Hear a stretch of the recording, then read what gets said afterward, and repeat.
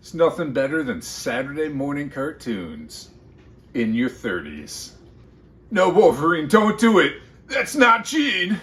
No! Logan, get me a cheese pizza. If only there was a tabletop miniatures game that recreated the 90s cartoons for me and two of my friends to play. But if only.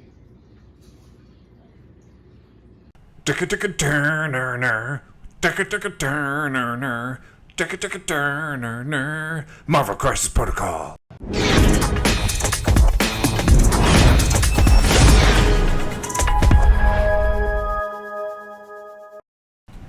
Alright, Marvel Crisis Protocol. I've been messing around with this game for a little bit, and as I started to test it out using wilderness and forest scatter terrain, I realized that I really needed that classic urban terrain board. So I went to the dollar store and I picked up a couple of these 12 by 18 canvas like frames for painting. I saw DM Scotty do something similar to this for Dungeons and Dragons, and I figured it would be a good chance to test it out, see how I liked it, and see how I'm able to use it myself. The number one thing I really realized diving into this is I need to plan far more than I do for any of my D&D or AOS, different type of terrain mats and terrain in general that I do. This being an urban feel, I needed to have it a little bit more exact and everything just match up a little bit better. There was no whimsical fantasy to this one, so that was the number one key. And here I'm using foam core from the dollar store as well, and this is creating all the sidewalks and the raised areas where the buildings and the different structures are going to sit down on. This is what I'm going to cut up, carve up, and give it that brick or cement feel depending on where it is on the game board. All I'm gluing it down with is some, again, dollar store PVA. This is in general a pretty cheap build, but pretty effective. So the boards are kind of big, hard to fit onto the screen, so I'm taking a test piece here to show you. This is a 6x6 piece, and I'm going to make it into 4 different blocks on it, each of them 3x3. Take a ruler, mark it off with a pen, and then I score it with a knife. And this is going to create that the deep cut, solid cut that you need, just a larger scale from the same way that we do dungeon tiles for Dungeons and Dragons. After I have that done, go back in with that ballpoint pen, run it back through the line, and this is going to widen it, and it's going to give it a little bit of a curve. Just like dungeon tiles, texture it with rock. Go through the whole piece, maybe grab a couple different pieces of rock. Should have done that before I ran the pen across, because I just had to go back through and do it again. And now I'm going to add in all the cracks and really give this a little bit extra character, and it kind of just takes it up to the next level, especially a piece this big. You need to have something breaking up the monotony of it. Also, just like dungeon tiles, we got to seal that foam. It'll react pretty bad to spray primers, and also it's a little bit flimsy and the paint will kind of soak up a little bit in it. So I take this watered down PVA or Mod Podge in this case, mixed in with some paint, and gave it a little bit of a base with it. And now I'm just using cheap acrylic craft paints. Come in with a black, then do a very heavy overbrush with this gray blue, and then came in with this real light gray as the final tone. I found doing it with this small brush, I was gonna be like creative and have a little bit more texture and control with it. It's kind of a waste of time. Just go on in again with this big terrain brush or those cheap painting brushes that you get. But I realized when I did that I covered up all the detail. A wash would work out really good in this case, but all my Marvel Crisis minis that I painted to have that look of the 90s cartoons, especially the X-Men. So if I threw a wash, I thought I might kind of get rid of that feel that I was going for. So I took this Prisma marker that came with like the pen set similar to Micron's. One end of it was a real firm marker tip, and I used that for the hard lines and the cracks, and the other was a real soft tip marker. I did find out in that case that less is more.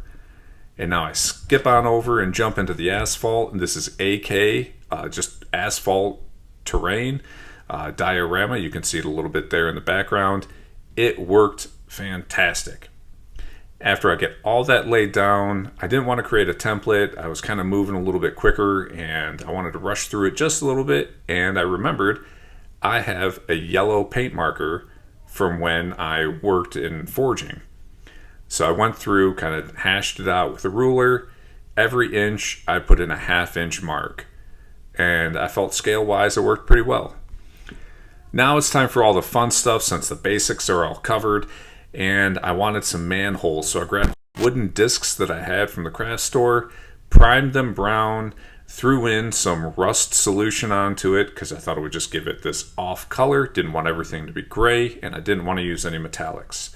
Now I come back in with that same Prismacolor marker, use the sharp fine tip of it to lay out the lines, and I'm using the lines on my cutting mat as a guide, and then come back in with that soft tip felt kind of end to it and thicken them up, broaden them up. I'm kind of happy with it. I didn't glue these down because I don't know if I'm going to keep it. The next part was storm drains. I could have very easily just done this with a marker, but I did it with a knife because I like to live life on the edge.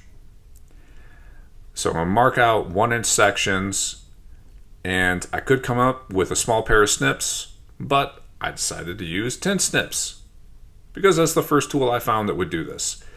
I just chopped up a couple of them, and I went outside, primed them up brown, just like I did the manhole covers. Now that I have them primed brown, I'm going to come back in yet again with that Prismacolor marker and make it look like the grates. Very simple, very quick. I made a lot more than I wanted because I didn't know how it was going to react, and that was a good thing because every now and then I just got a little piece of these popsicle sticks that just bled like crazy as soon as that marker hit it, and it was pretty uncontrollable at that point, and I just didn't feel like I could use it. I think all in all, I did 8 of these, and I think I only put 4 down on the boards. But it was quick, and it was pretty fun. While I'm at it with scatter terrain, I figured I needed some litter on the ground. The first thing that came to mind was newspapers or just papers in general. So I just cut out a thin strip and I just went to work. I did a whole bunch of variations. I did kind of like stippling dots in some areas. I did very close squiggly doodles in others. And then I did far separated squiggly doodles with a couple of squares in there to kind of look like it was a headline from a newspaper or maybe a picture frame with something important inside of it. I thought this was pretty key in the end to do a good variety of different techniques into it because I did a couple of these strips and I thought it really added to interest to the board. And I just cut them out, were varying sizes. I kind of use a guide looking at the paper, seeing which one of these makes sense, which one of the squiggly doodles would be a beginning and end of a page, but also trying to keep it within scale. After I snipped these all down, I realized they were a little bit too long, and I grabbed them all and snipped them just a little bit shorter. Now that I have all that done, it's time to apply it all. Here I'm doing kind of 2 things. I've already got the storm grates in, and I've got the manhole covers kind of placed. And I'm putting a lot of tufts in here. I use 2 different tufts, a dead grass one from Army Painter, and debris one from Huge Minis. The Army Painter one was a lot more realistic, whereas the Huge Mini one that had a little bit of rubble inside of it as well was very bright and vibrant, and it just kind of added to that 90s cartoon, so they offset each other pretty well. I set them up in a couple of clumps, made them kind of randomized as I could, worked them into the cracks of the cement, and then I definitely worked them into the edges of the asphalt and the cement, especially where all that asphalt didn't fit flush up against it and kind of created a weird meshy look. And I thought it worked out fantastic. And here we are, some final shots. You see all those papers scattered around, clusters of the tufts. the storm sewers, the storm grates to the storm sewers, and the tiles themselves.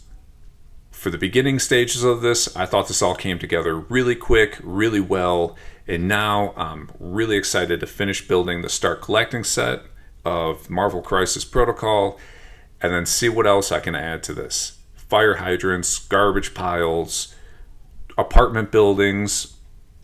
We'll see what's next. But as this video ends, I've got a couple of final thoughts that I want to go over. And the final thoughts. What do I think of this project as a whole? I loved it. It only took me 3 days, and I built 4 out of the 6 boards that I would need for a full-size MCP game board. It'll be 4 inches short on one end, but I don't think my friends are going to complain. Price point wise, each one of the canvas boards were, I think, $5. So I'm $20 into it now. It's going to be $30 at the end for just a base normal set. That's not outrageous, but it's not cheap. If I was just doing 1 or 2 boards for D&D or a quick tabletop RPG like that, it'd be fantastic. The foam core, it was $1 for the whole project. All the other stuff that I used, the craft paint, the glue, extremely cheap. The other part where it's not cheap was the AK texture paste that was the asphalt. It wasn't expensive, especially when you compare it to like Games Workshop texture paste for mini bases. It was $14 or $15 for the whole tub, and that tub did all those boards that you saw today, plus 2 more that were kind of a failure of something else that I was trying. Could I have recreated on my own with a similar quality and a similar texture? No. Now, here are the things that I would do differently if I were to do this again or expand on it. Absolutely, number 1, prime the canvas before doing anything at all. With using foam, even though I'm putting down the Mod Podge mixture on it, it still can react a bit to primer. Secondly, texturing and adding in all the details to the foam core bits before gluing them on. The canvases themselves are weak in the middle, especially when you're looking at the 18-inch section. It can give and bow as you're trying to roll a rock across it to get the indents, or if you're pulling the pen across heavy to get a nice, deep, smooth line. That's a huge piece that I would do differently next time as well. Some of the things I really liked about this, the litter. I love that touch on it. If without the litter and the storm grates and things of that nature, this would have been cool, but it wouldn't have been cool. So in short, this was really cool. I really dug it. I've got some cool ideas that I want to try out. I've got some ideas that are going to be very important to use these canvas boards that would be difficult to use with like XPS. Keep checking back. I'm going to do a quick little video series on these. I think I'm going to build on this every week for at least 3-4 weeks maybe, and then revisit it down the line. And I'm going to finish it all with a 2-day, 48-hour build a whole faction for Marvel Crisis Protocol. So anything else that you guys want to see, throw it in the comments below. As always, thank you for watching, especially this far into the end. If you wouldn't mind liking, subscribing, and checking out one of the other videos that I got. And until next time, abuchinanas.